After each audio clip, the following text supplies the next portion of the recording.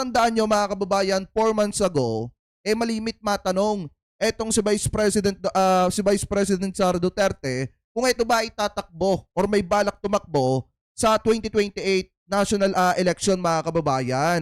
At di ba malimit niyang sinasabi na napakalayo pa naman para pag-usapan yung pagtakbo niya mga kababayan sa 2028. Pero biglang nagbago ang isipan at desisyon ng ating Vice Presidente mga kababayan. Eto, pakinggan muna natin etong nakita nating balita 4 months ago na kung saan mga kababayan, malimit itanong kay VP Sara kung eto ba ay may balak or interesadong tumakbo sa pagka-presidente sa 2028 national election. At eto, pakinggan muna natin yung sagot po niya 4 months ago.